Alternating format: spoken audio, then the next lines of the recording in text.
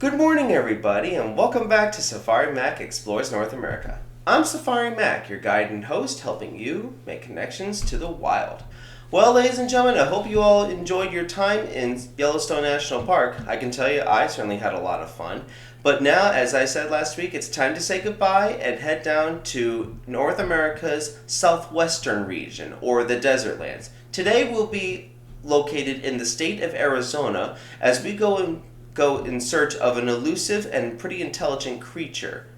And when I say intelligent, I'm not talking about this guy, even though he does bear the name of today's subject. I'm talking about this guy, the coyote, otherwise known by its Latin name of Canis latrans. Now, as always though, before we begin, hit that like and subscribe button if you're new to my channel. Check out my Facebook page for special conservation projects and tips that you can practice in your own backyard. And finally, if there's an animal that you would like me to do in the future, or if you have questions about animals in general, feel free to send me an email, which you'll find the link to down in the description below. But if you're ready, I'm ready. Let's begin. For starters, for those who have been with me for the longest time now, or at least when we began trekking across North America, we have already covered other members of this animal's family, which I'm going to already say is part of the canine family. As I've said, we've already looked at two animals, the fox, and more recently, the wolf. But now, as you could guess, basically the coyote is part of the canine family, which includes wolves, foxes, coyote, jackals of Africa, African wild dogs, and also our famous family pet, domesticated dogs. But while they are part of the dog family, it's important to remember that these guys are wild animals, and they need to be seen as that, wild. But if you need a little crash course in their evolution, let's begin.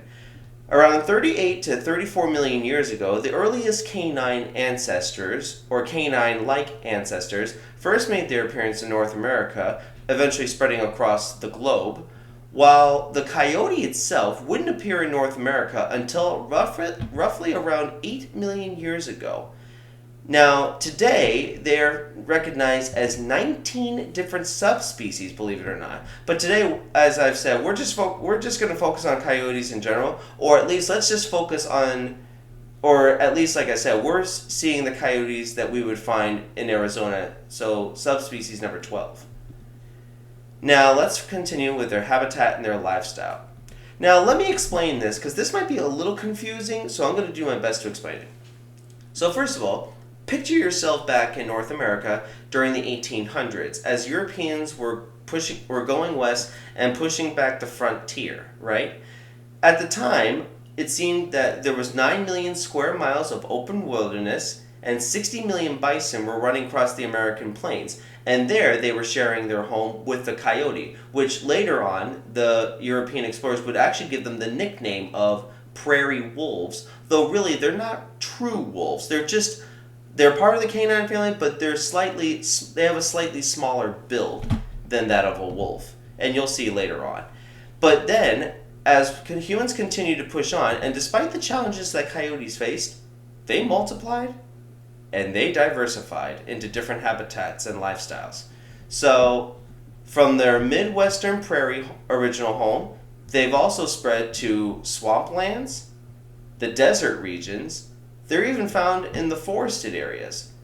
Basically, let's put it like this in terms of a basic principle with coyotes. They are where the wolves once used to be, but have been, in a way, wiped out. So, they, in a sense, seem to have reoccupied the wolf's original ecological niche, or their place in the food chain. So I just thought I would explain that. So I hope this clears a few things up. If not, just like I said, just comment or send me an email and I'll try to explain it in a different light. Now, in terms of their lifestyle, it's kind of sketchy to explain. See, like wolves, coyotes will form packs where it's usually a smaller member count, where it's usually an alpha male and female that breed, while there are other subordinates. Some of them might be their own pups from previous seasons. But other parts of the country, Coyotes will also live alone. It really depends on their habitat and where they're found. Here in Arizona, coyotes are usually solitary animals. Yet in Arizona, while they are considered to be a common predator, not many sightings of coyotes have been seen, though they have been heard, especially at night, since they are in fact nocturnal. Now, during the months of January to March, females will breed, and then later on they give birth anywhere from 4 to 7 pups.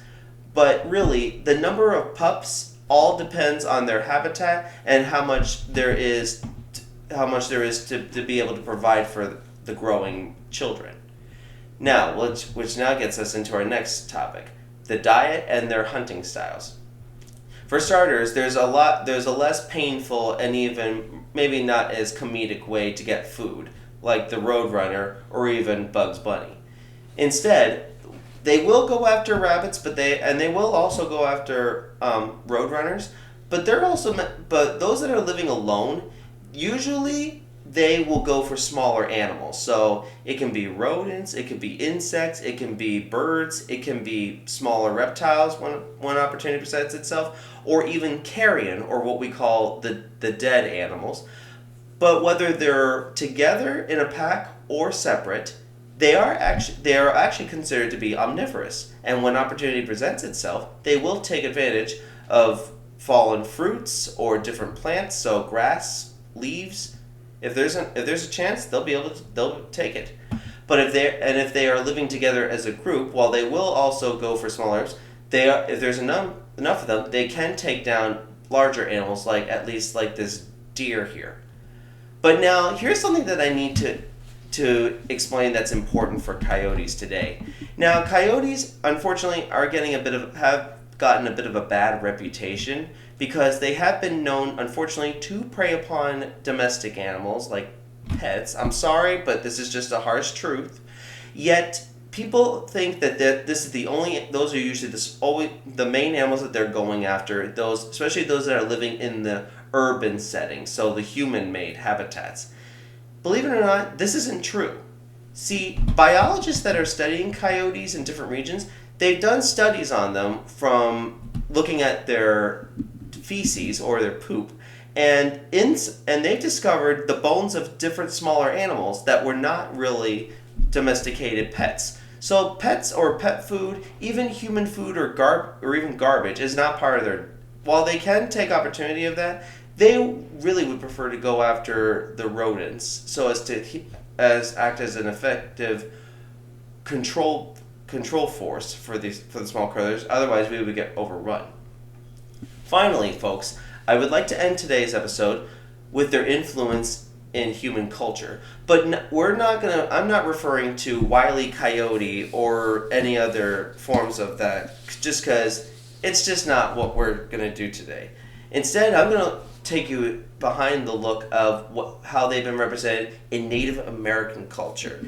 So they have been a symbol of a trickster energy, especially in the North American mythology, where they represent actually a balance between wisdom and foolishness, which also they're thought to teach us to embrace change and unpredictability in life.